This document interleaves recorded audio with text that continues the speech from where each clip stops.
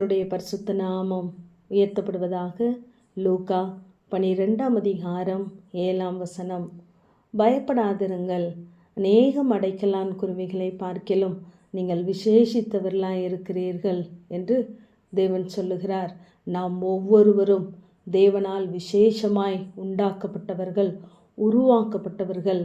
நாம் பிரமிக்கத்தக்க அதிசயமாய் உண்டாக்கப்பட்டிருக்கிறோம். நம்முடைய ஒவ்வொரு அவயங்களையும் தேவன் பார்த்து பார்த்து உருவாக்கி இருக்கிறார்.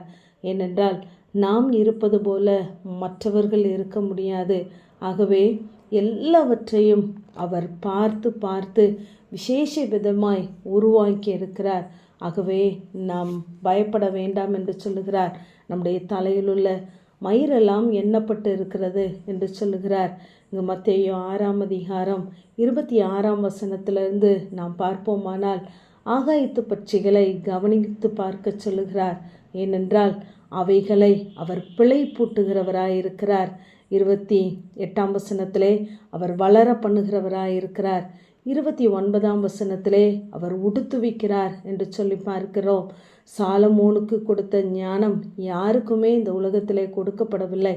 ஆனால் அவரை காட்டிலும் காட்டு புஷ்பத்தை அழகாக உடுத்துவிக்கிறார் என்று சொல்லி நாம் தொடர்ந்து வாசிக்கிறோம். ஆகவே எல்லாவற்றையும் அவர் தனித்தனியாக தனித்துவத்தோடு கூட உருவாக்கி இருக்கிறார். நாம் மற்றவர்களோடு கூட நம்மை ஒப்பிடக்கூடாதபடிக்கு நமக்கும் மற்றவர்களுக்கும் அநேக வித்தியாசங்களை தேவன் வைத்திருக்கிறார். தானியேலை குறித்து பார்க்கும் பொழுது அவனுக்குள்ளே ஒரு விசேஷித்த ஆவி இருந்தது என்று பார்க்கிறோம்.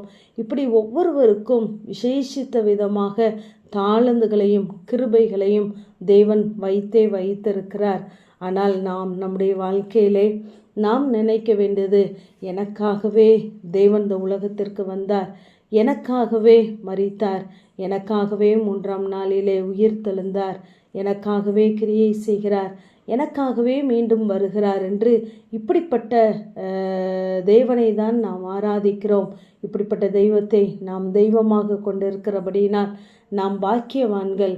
ஆகவே நமக்கென்று வந்த தேவன் நம்மை விசேஷ விதமாகவே அவர் பார்க்கிறார். நம்முடைய கையிலே அருளப்பட்ட வேதம் நமக்காகவே தந்துள்ளப்பட்டு இருக்கிறது. நமக்காகவே வாக்குத்தத்தங்களை வைத்திருக்கிறார் என்று ஒவ்வொருவரும் தனிப்பட்ட விதத்திலே நாம் விசுவாசிக்க வேண்டும்.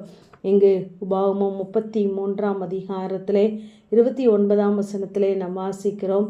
இஸ்ரவேலே, நீ பாக்கியவான், உனக்கு ஒப்பானவன் யார் என்று சொல்கிறார். கர்த்தரை தெய்வமாக கொண்ட நமக்கு ஒப்பானவர்கள் இந்த பூமியிலே இல்லை. அத்தனை விசேஷமாய் தேவன் நம்மை வைத்திருக்கிறார். நம்மை கவனிக்கிறவர், நம்மை ஆராய்ந்து அறிந்திருக்கிறவராயிருக்கிறார். நாம் அநேக வசனங்களை வாசித்து பார்ப்போமானால் குருவிகளை பார்க்கலும் விசேஷித்தவர்கள், ஆடுகளை பார்க்கலும் நீங்கள் விசேஷித்தவர்கள், காகத்தை பார்க்கலும் விசேஷித்தவர்கள், ஆகாயத்து பட்சிகள் என்று சொல்லி ஒவ்வொன்றாக சொல்லிக்கொண்டே வருகிறார். அப்படி நாம் சோர்ந்து போகிற நேரம் தேவன் நம்மை அற்ப விசுவாசியே என்று அழைக்கிறார்.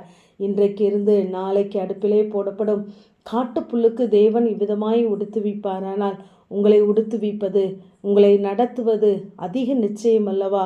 உங்களுக்கு என்ன வேண்டும் என்று நம்முடைய பரமபிதா அறிந்திருக்கிறார் என்று சொல்கிறார். ஆகவே நாம் பயப்படாதபடி, எதை கண்டும் சூழ்நிலைகளை கண்டு சோர்ந்து போகாதபடி, நமக்கு என்ன வேண்டும் என்பதை அறிந்திருக்கிற தேவனை மாத்திரம் நோக்கி பார்ப்போம்.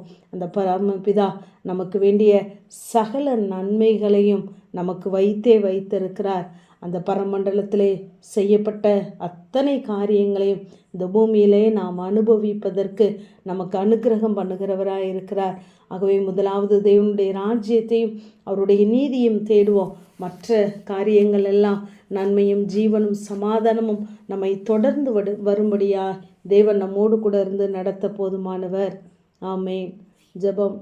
பிதாவாகிய தேவனே, குமாரனாகிய இயேசு கிறிஸ்துவின் நாமத்தின் மூலமாய் உடைய சன்னிதானத்தில் வருகிறேன்.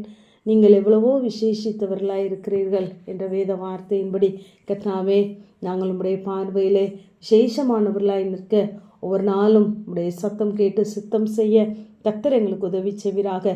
உடைய ராஜ்யத்தையும் நீதியும் தேட உடைய வார்த்தையை நம்ப எங்கள் ஒவ்வொருவருக்கும் பலன் தாங்க. இயேசுவின் மூலம் ஜெபம் கேளும் எங்கள் நல்ல பிதாவே. ஆமேன்.